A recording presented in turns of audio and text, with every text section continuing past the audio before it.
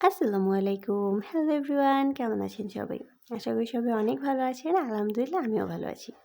তো আজকে আবার চলে এলাম নতুন আরেকটি ভিডিও নিয়ে। কিছুদিন আগে আমি আমার কাজিনদের সাথে ওয়ারিতে সেহরি করতে গিয়েছিলাম অ্যান্ড লাস্ট ইয়ারও আমার সেহরি করা হয়েছিল বাইরে। বাট ২ বারের একবারও আমি আমার হাসব্যান্ডের সাথে যাইনি বা সে আমার সাথে ছিল না। তো ওইদিন হঠাৎ সে বলতেছিল যে, "চলো আজকে আমরা ২ জন একসাথে সেহরি করে আসি। তুমি তো ২ বারই বাইরে সেহরি করলে, একবারও আমি সাথে ছিলাম না। তো আজকে চলো আমরাই যাই।" তো যেই ভাবা সেই কাজ, চলে গেলাম সেহরি করার জন্য। তো যেহেতু আমরা পুরান ঢাকায় থাকি তাইলে সেই হিসাবে আমাদের ফার্স্ট চয়েসে থাকে নাজিরা বাজার।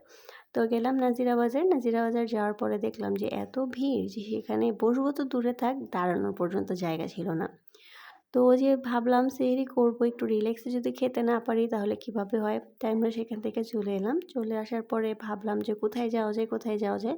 তো ভাবতে, ভাবতে মনে পড়লো যে কিছুদিন আগে আমরা ফোনে স্ক্রল করতে, করতে দেখেছিলাম যে নিউ মার্কেটের ওই এলাকাটাতে একটা চা অ্যান্ড চিল নামের রেস্টুরেন্ট আছে, যেখানে নাকি তারা ২০ রোজা পর্যন্ত সেহরির অপশন রেখেছিল।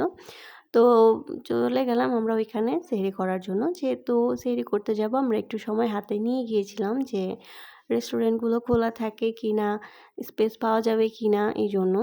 তো যেয়ে আমরা যখন জায়গা পেলাম তখন আমরা ভাবলাম যে এখনও যেহেতু সময় আছে হাতে, তাহলে এখানে তো অনেকগুলা শপিং মল আছে, যেমন eastern Mallika, Suvastu shopping complex.